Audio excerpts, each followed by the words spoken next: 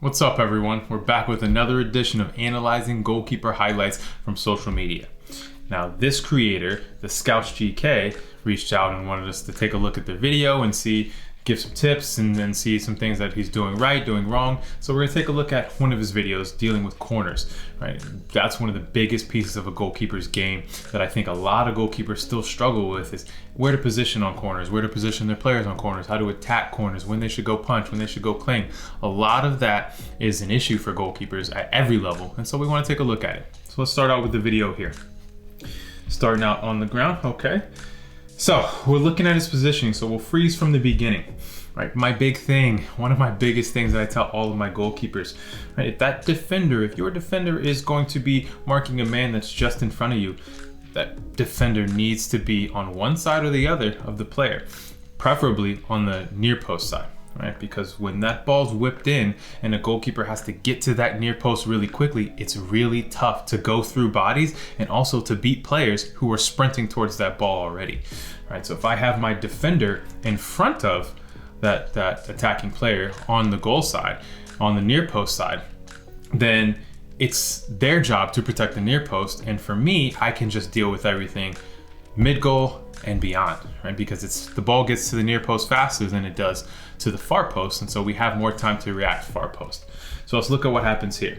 Goalkeeper's on his toes, jumping around, and we see he has to push through his defender. He's trying to deal with an attacking player who's sprinting on. He can't get much leverage because he's trying to deal with the players in front of him and then go to attack the ball, as opposed to not having to worry about that attacker in front of him because you have your defender near post. You don't have to worry about the near post. You can just focus on that ball coming in mid goal here.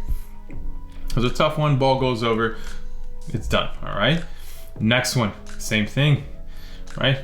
Not so much having to worry about this player running around you, but focusing on the ball. Again, you see the number 9 in front of the defender here, right? The number 9 gets the flick on it. It could be very dangerous, right? So you need your defender in front to deal with that attacker going to the near post, and you can deal with everything behind. That way you don't have to make this rush to the front post where it's really hectic and you're just slapping at a ball because there's all these players in front of you, right? Rely on your defenders, let them do their job, and you can focus on what you need to focus on sometimes. All right, so it's a little scramble in the box. Ball ends up getting cleared out, but again, it's a difficult one. So we're looking at the third corner kick here. This time, don't really deal with the attacking player very much, really just focused on the ball coming in. That ball goes far post, good adjustment across. Not really much you can do there, right? Pretty well dealt with. Tension is building here for the fourth corner. Positioning looks good. Now, we freeze it here a little bit. We talk a lot about, when we put a video out on YouTube, we talk a lot about adjusting your positioning. Do you want to square up to the corner kick? Do you want to be open to the field, or do you want to be on a half turn?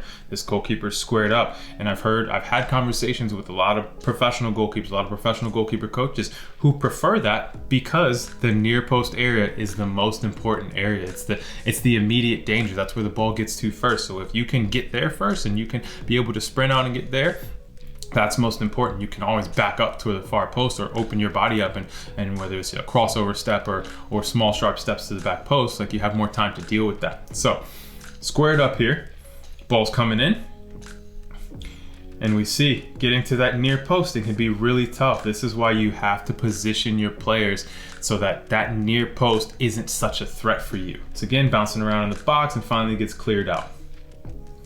Now we're looking at the final corner here. You want everybody on their toes? That makes sense. Now, player comes in and we got 2 players follow him and then 2 players leave. Now this is an unfortunate situation, right? So in these situations when, you may have an attacker on you and you don't have any defenders to come deal with it for you. Again, how do we focus on the corner kick as opposed to trying to grapple and wrestle with the attacker? Because that's what they want. The attacker wants you to focus on him instead of focusing on the ball. So as we see, again, a difficult ball to get to because you're having to deal with that attacker. So how do we start to deal with corner kicks better so that, one, we place our players in positions that they can start to attack the ball in those key areas so we don't have to do as much of the work, but also how do we just focus on the ball coming in as opposed to dealing with the attacking players, or worrying about our defending players, and worrying about whether we step forward and go to the near post or we're going to the far post. How do we just react to where the ball's going? So corner kicks are tough. They're difficult balls to deal with because there's so many people in the box, and you've got to be aware of all of that while also tracking the ball and going to claim or punch, whatever it may be. So overall, I think the goalkeeper did all right. There's definitely some things that you can work on in terms of the positioning of your players and focusing on the ball. But for a first-time goalkeeper, I think it's been a year in or so, not too bad.